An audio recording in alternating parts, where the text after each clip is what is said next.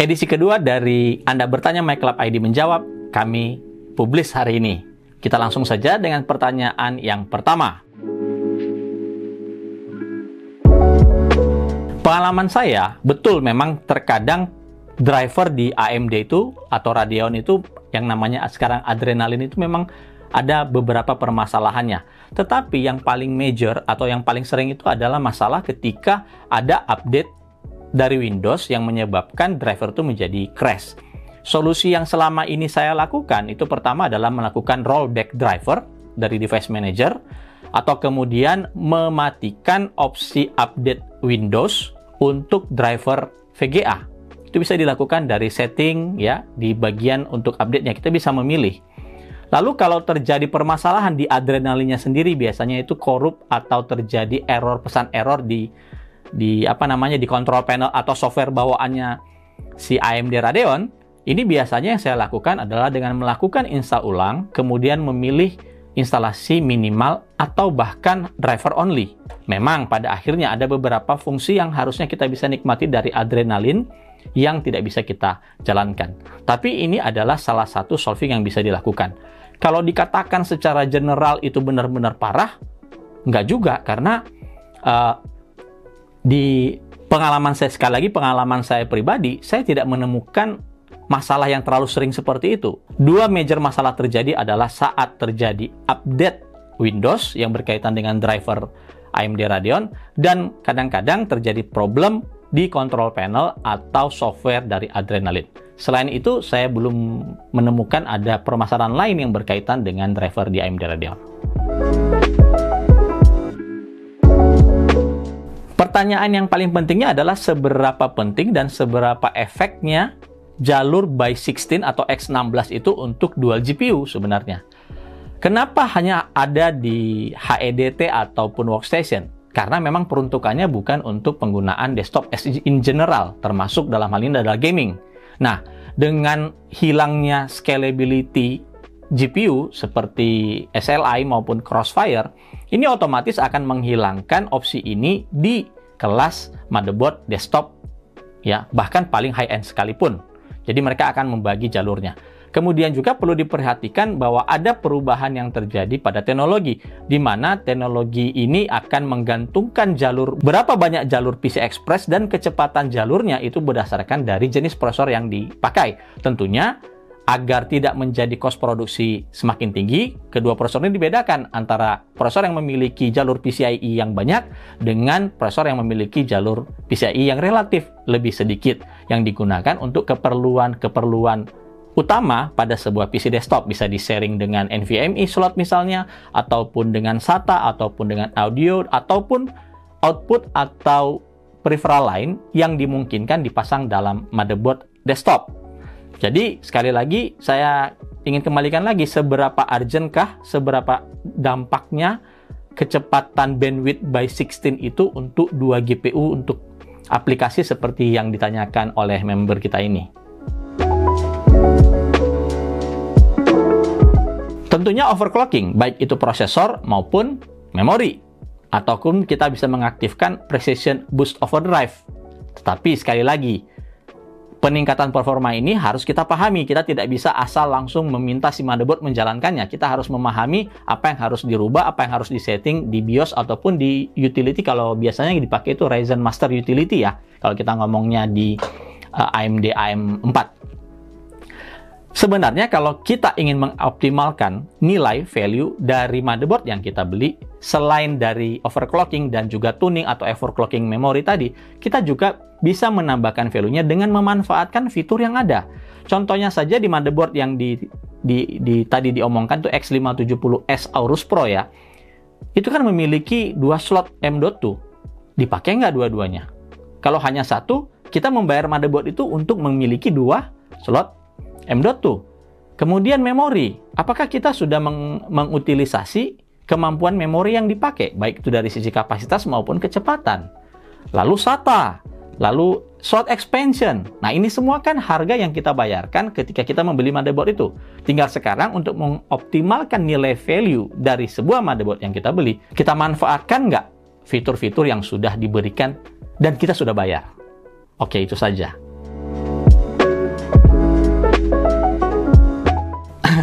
Pertanyaan ini pertanyaan yang pernah dinyatakan PC rakitan itu akan mati ya, beberapa tahun yang lalu oleh salah seorang CEO brand terkenal lah ya.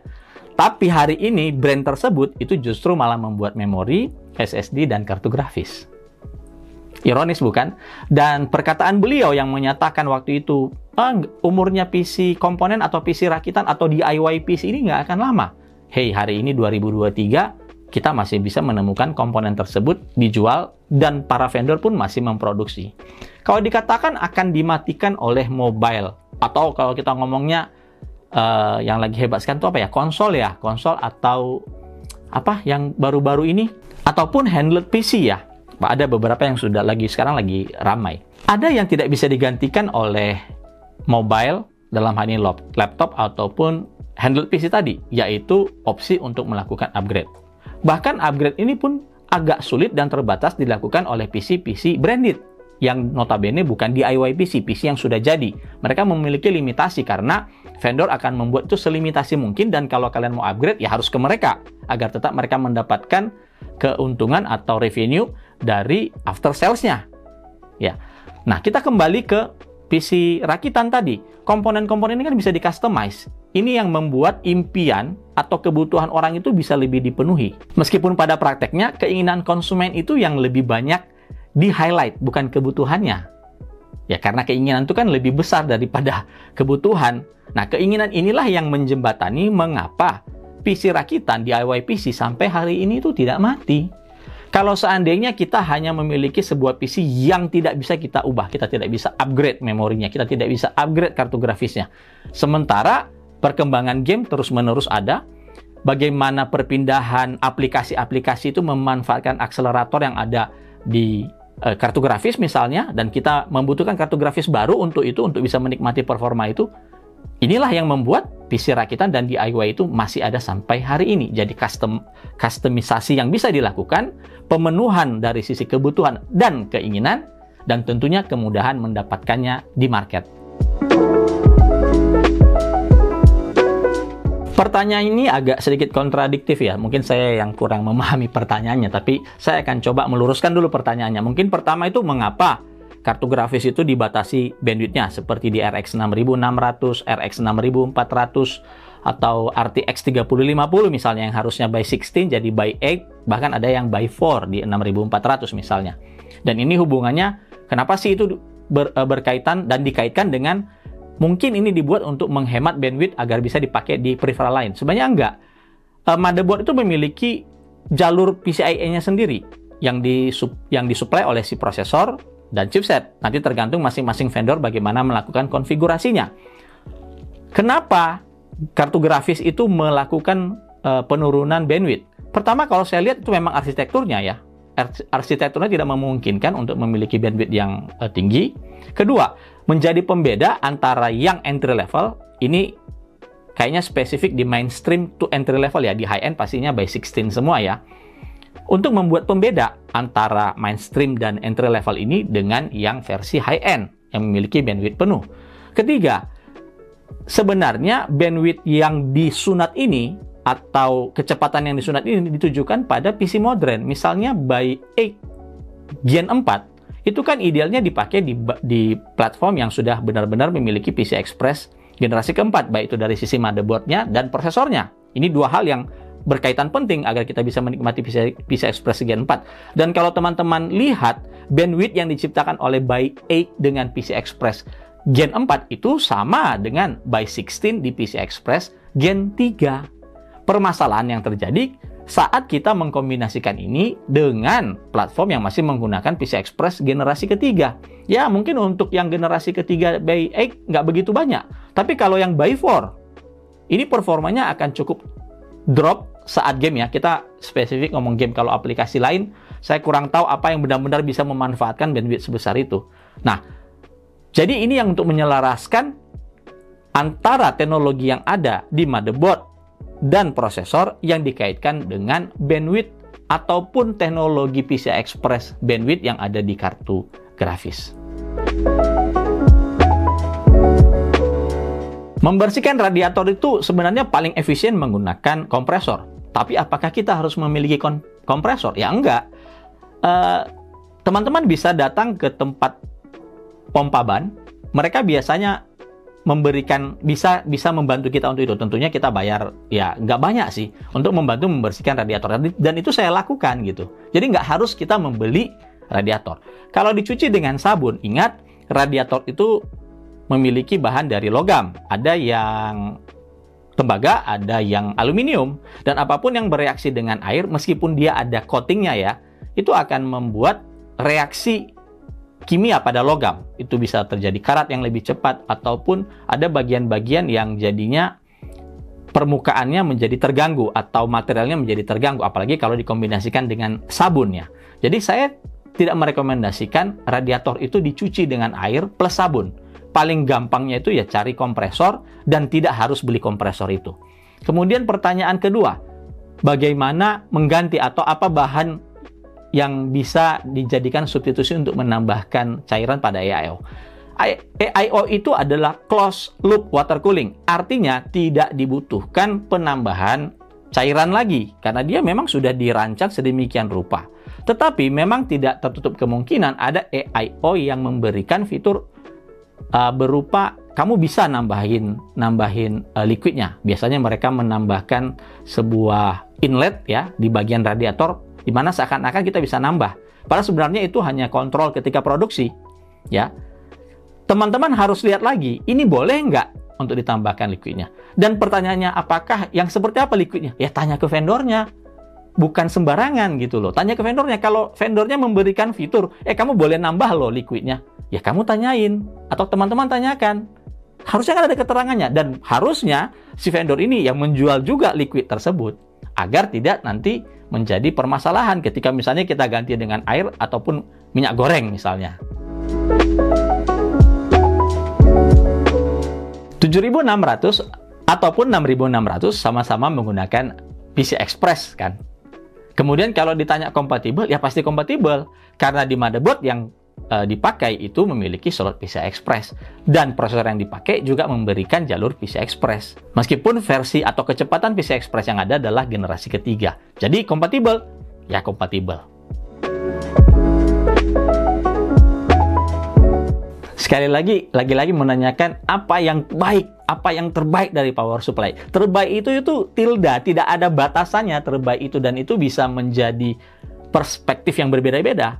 Mungkin bisa lihat konten yang pernah kami buat soal power supply ya. Dan kalau ditanyakan antara ketiga itu, saya akan jawab baik-baik saja.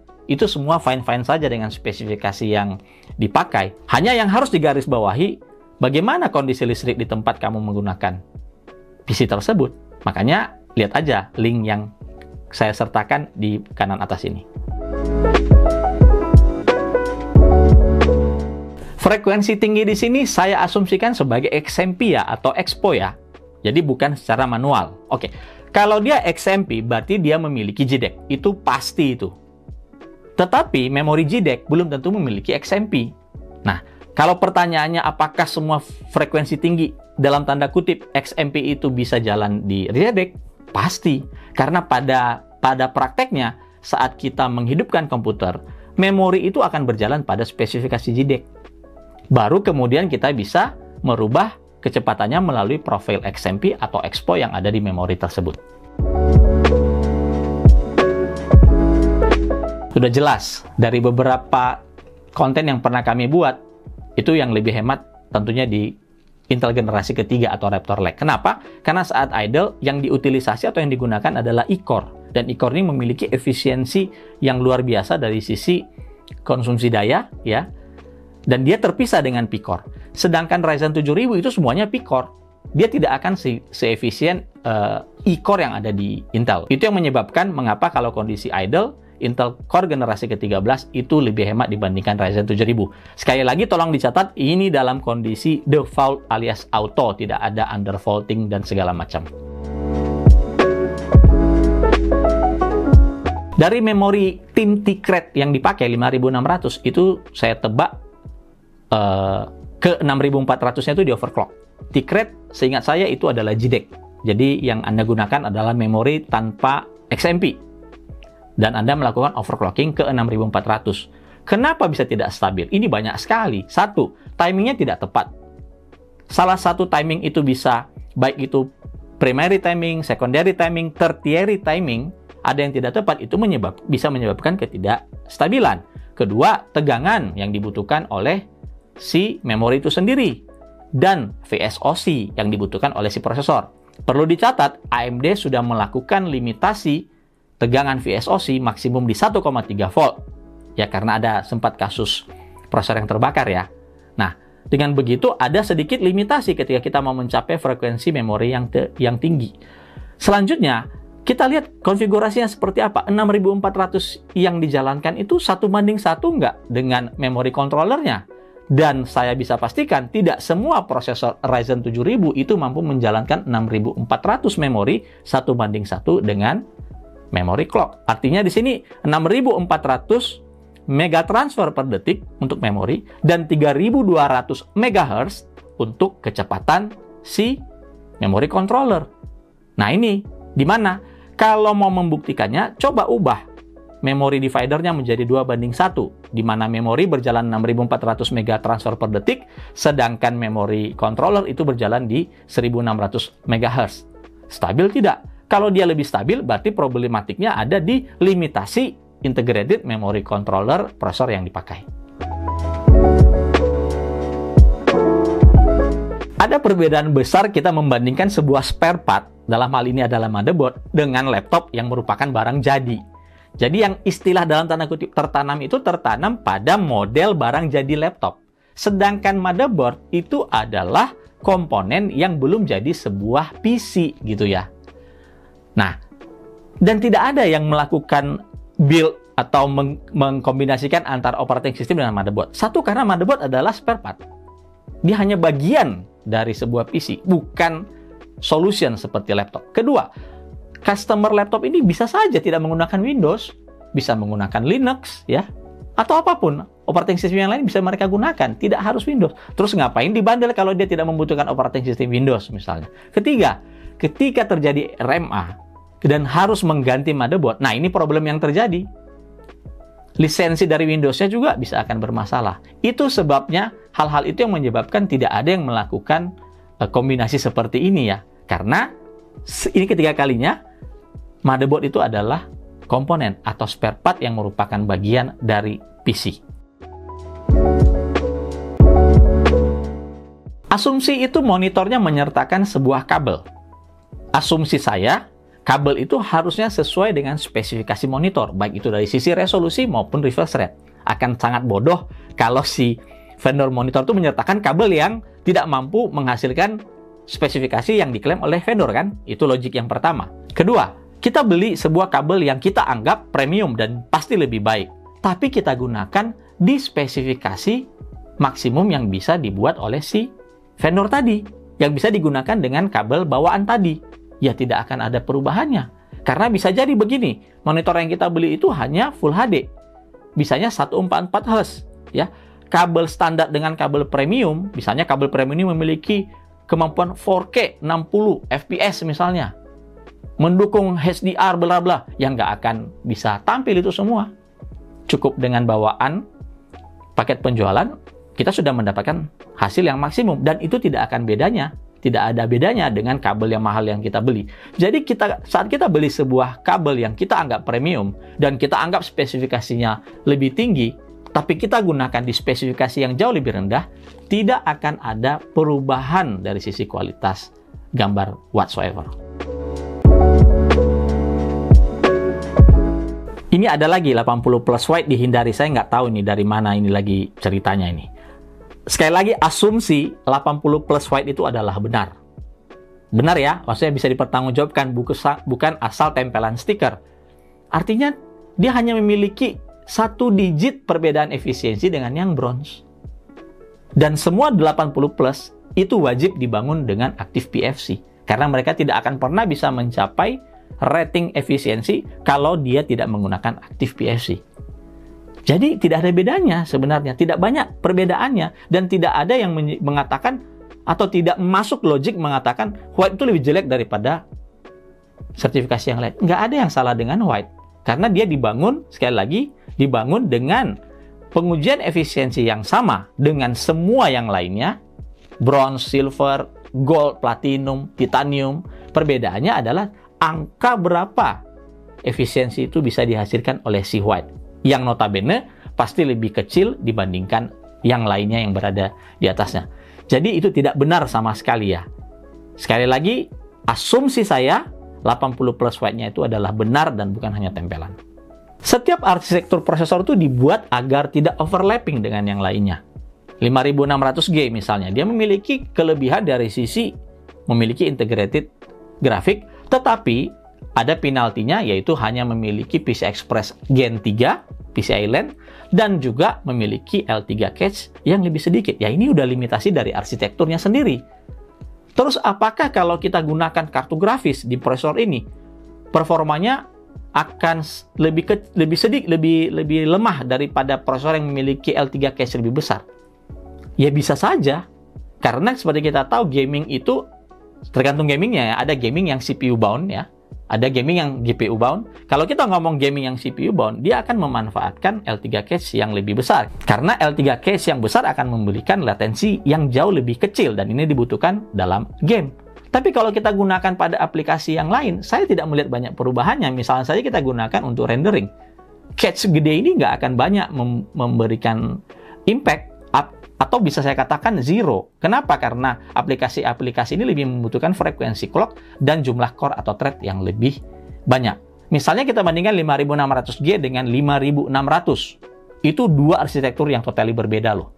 5600 tidak memiliki integrated GPU, tetapi memiliki PCI Express Gen 4 dan memiliki L3 cache lebih besar. Sedangkan 5600G, dia memiliki IGP atau onboard graphic, hanya memiliki PCIe LAN Gen 3 dengan L3 cache lebih sedikit. Kalau ditaruh VGA ke dia, ya bisa jalan-jalan saja. Yang terjadi adalah kita membandingkan orang lain yang menggunakan prosesor yang tidak memiliki L3 cache sebesar kita. Lalu kita mengambil kesimpulan, atau karena membaca banyak review dari sisi game, oh L3 cache-nya lebih kecil akan jelek.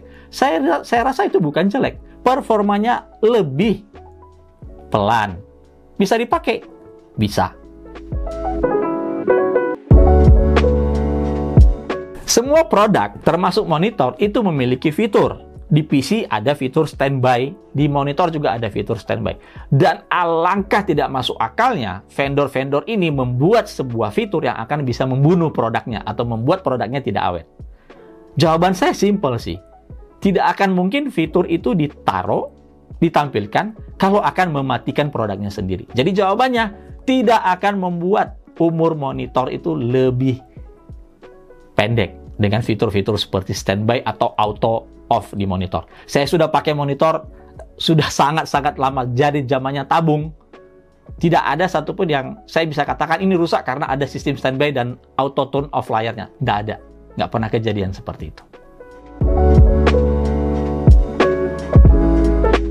Di sini agak kurang jelas ya yang dimaksud dedicated sama share. Oke, saya anggap ini kita ngomong IGP. Dedicated itu adalah kita men-share sekian besar kapasitas memori dari memori utama ke IGP yang kita pakai. Sedangkan share ini saya anggap auto, artinya kita membiarkan sistem menentukan berapa besar memori utama yang dibagi ke IGP. Ya, kita samakan persepsi dulu. Persepsi saya seperti itu. Nggak tahu benar atau enggak nantinya. Oke, dedicated. Kalau dedicated kita akan menetapkan nilainya. Misalnya kita set 1 mega, 2 mega, dan selanjutnya 1 giga, selanjutnya. Seperti itu ya. Sedangkan auto, dia biasanya akan mengambil nilai paling kecil yang bisa dia share, dan kemudian seiring beban aplikasi yang memang membutuhkan tekstur yang lebih besar, dia akan perlahan-lahan mengalokasikan memori utama dengan aplikasi yang dijalankan. Kalau kita tetapkan, contoh gampang saja kita ngomong game ya, game Forza Horizon 4. Kita pakai IGP. Di sini saya contohkan dengan AMD Ryzen 5600G lah ya. Kita set itu di BIOS-nya auto. Pada saat kita eksekusi Forza Horizon 4, pasti muncul warning bahwa memori VRAM-nya tidak cukup. Tapi kalau kita oke, tetap jalan kok. Jadi sistem pada awalnya mendeteksi ini kurang nih. Padahal bisa jalan, karena setelah itu akan dialokasikan.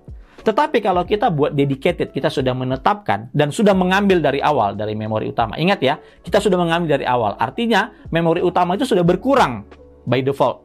Kita pakai atau tidak kita pakai. Misalnya kita ambil dari 16 GB, kita share 2 GB misalnya. Berarti sisa kita cuma ada 14 GB.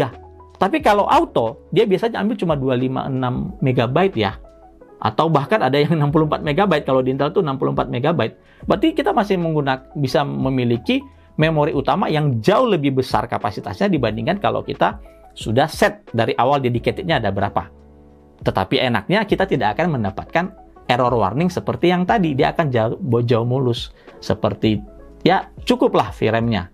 Nah, kadang-kadang pada gaming, dengan auto ini dia memiliki waktu untuk bisa adjust. Dan ini menyebabkan di beberapa scene, game itu bisa terjadi lagging. Atau kadang-kadang dia ada pelannya lah, ada drop FPS.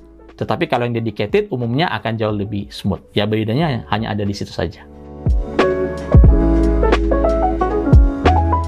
Cloning OS. Oke, kita ke logic. Cloning ya. Cloning itu bukan copy. Cloning itu exactly menciptakan hal yang sama persis. Cloning. Artinya apapun dari yang ada di A akan sama dengan ada yang di B. Kita andaikan ini 2 SSD yang berbeda. A itu berisi yang akan di-cloning ke yang B. Otomatis semuanya itu akan sama, kembar. Dan itu akan berjalan dengan sistem yang sama yang digunakan di A. Misalnya kita cloning SSD yang berisi operating system yang sudah terinstall driver dan segala macam. Nah, driver ini yang biasanya akan menyebabkan crash ketika kita mengcloning ke B, tapi kita menggunakan spesifikasi yang jauh berbeda. Misalnya dari sini Intel kita pindahkan ke AMD, itu biasanya pasti akan crash. Atau sebaliknya, biasanya, umumnya itu pasti akan crash, tidak akan mulus. Karena kedua driver ini berkomunikasi dengan hal yang tidak sama dengan asalnya dia. Ya. Solusinya apa? Ya pastikan saja kalian memiliki platform yang sama. Kalau AMD, rata-rata AM4 ke AM5 itu no problem karena mereka menggunakan driver yang sama. Tapi tetap untuk optimalnya Anda harus melakukan update driver yang sesuai di platform yang dituju. Demikian juga Intel. Intel umumnya antara Intel Gen berapa ke Gen berapa kita mau cloning kemudian kita pindahkan, mostly itu smooth ya. Jadi tidak ada sesuatu yang krusial sekali untuk cloning karena kembali ke prinsip cloning dan pengertian cloning tadi yang sudah saya ngomong di awal. Sudah dijawab pada pertanyaan sebelumnya. Jadi kalau dikatakan PC Ratikan akan mati, yang tahu itu mungkin hanya Tuhan. Tidak ada yang bisa tebak ya. Bahkan dari sisi teknologi yang terjadi saat ini kita masih bisa melihat roadmap dari PC ini ada terus loh. Bahkan roadmapnya sudah sampai di tahun 2026 itu sudah ada roadmapnya. Artinya kita tidak pernah tahu kapan ini akan berakhir. Atau menunggu dunia kiamat kali baru ini PC-nya ini akan hilang dengan sendirinya. Ketebalan kabel. Kabel itu dari sisi AWG itu satuannya arus kan. Jadi misalnya AWG 16 itu up to 7 ampere kalau saya nggak salah. 7 ampere. 7 ampere. Nanti bisa dikoreksi lah ya di layar ini kalau saya salah. 7 ampere. Artinya itu adalah kapasitas kabel itu bisa menghantarkan arus. Nah, hubungannya dengan tegangan sebenarnya lebih tepat pada berapa kebutuhan komponen yang disuplai oleh si power supply kita. Tegangan bisa turun atau tidak stabil seiring dengan beban yang diterima oleh si power supply. Misalnya, kita pakai sebuah spesifikasi, misalnya pakai RTX 3080, ya. Terus kita pakai power supply 600 watt. Pasti akan berdampak pada tegangannya yang turun. Dan kalau dia sudah pada level di mana dia harus melakukan cut off dan ada proteksi cut off untuk under voltage protection-nya, ya dia akan cut off. Terus apakah itu berarti power supply-nya jelek? Ya enggak. Karena beban yang diterima lebih besar daripada apa yang bisa dia supply. So, kalau kita bilang tipsnya, jangan pernah pelit atau mepet-mepet gunakan power supply. Saya kasih contoh. Saya menggunakan power supply 850 watt itu sudah 13 tahun loh. 13 tahun lalu saya sudah pakai 850 watt, sertifikasinya 80 plus gold. Mereknya saya nggak usah kasih tahu ya. Nah, sampai hari ini masih bernyala dan masih bisa digunakan pada hampir semua platform yang saya pakai. Dari 13 tahun lalu ke sana ke sekarang ini sudah berapa gen prosesor yang berganti? Sudah berapa banyak arsitektur GPU yang berganti? Dan saya masih menggunakan tanpa ada keluhan, voltase turun lah segala macam. Ya karena saya mau invest dengan power supply mahal, dengan kapasitas yang baik, dengan topologi yang baik, dengan brand yang bisa saya percaya dan bisa dipertanggungjawabkan, sehingga saya bisa menikmati. Problem terjadi hari ini, pelit banget beli power supply. Kalau bisa mepet-mepet. 3060 Ti bisa 600 watt, hajar 550 bisa. Memang bisa. Tapi apakah itu bisa berlangsung lama? Apakah tadi pertanyaannya, tegangannya akan stabil? Ya logikanya kalau dia minta lebih, power supply nggak kasih, power supply-nya akan terpaksa memberikan.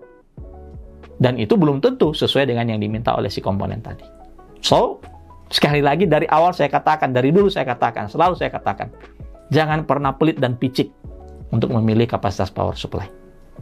Demikian yang saya bisa jawab beberapa pertanyaan, semoga bermanfaat, semoga bisa mencerahkan. Sebenarnya pertanyaannya itu terlalu banyak retoris sih sebenarnya ya. Untuk mengarah ke paling teknikal itu sebenarnya masih belum ada, semua masih seputar mendang-mendinger saja, mending ini, mending itu gitu ya. Terus ada ya ketakutan-ketakutan terhadap informasi yang diterima dan diterjemahkan dengan salah ya. Dan ini masih terjadi. Semoga ini bisa menjelaskan beberapa hal yang selama ini mengganggu pemikiran teman-teman atau mengartikan sesuatu dari informasi yang didapatkan, baik itu dari review, dari konten dari sebuah konten tentang review atau membaca sebuah hasil review. Itu saja, tunggu episode ketiga kami dan jangan lupa untuk like, subscribe MyClub ID channel.